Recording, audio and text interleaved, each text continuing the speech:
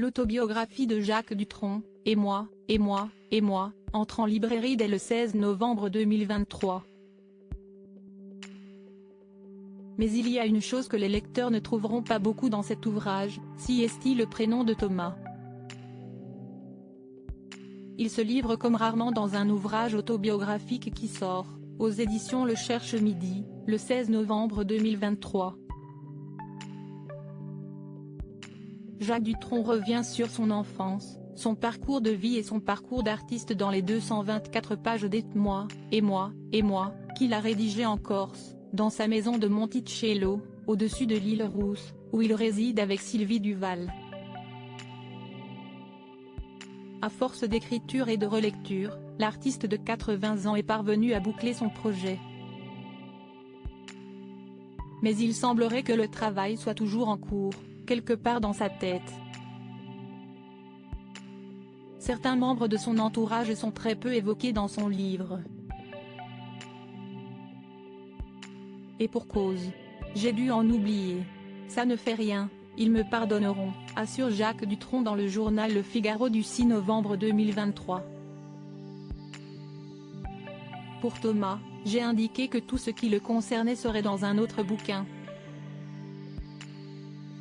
Au passage, en égrénant mes souvenirs, je me suis aperçu que je n'avais pas passé beaucoup de temps avec mon père.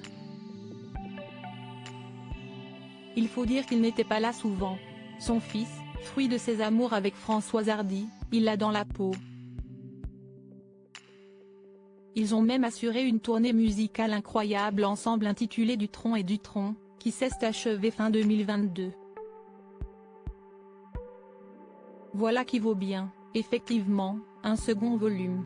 Son grand garçon, qui a fêté ses 50 ans en juin dernier, n'est d'ailleurs pas le seul à avoir été oublié de ce premier jet autobiographique. Dans les colonnes du magazine Paris Match, Jacques Dutronc expliquait par exemple qu'il avait soigneusement évité de parler de Françoise Hardy par amour pour elle. Tout comme il l'a fait avec sa propre mère. Les gens que j'aime, si est dur d'en parler, ajoute l'ancienne amant de Romy Schneider dans Le Figaro. Je ne voulais pas entamer une thérapie, dans le genre Woody Allen. Une maman, si incroyable.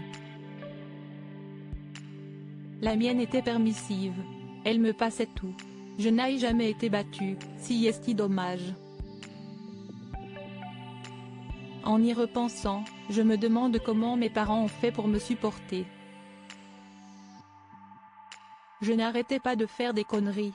Retrouvez l'interview de Jacques Dutronc dans le journal Le Figaro, édition du 6 novembre 2023.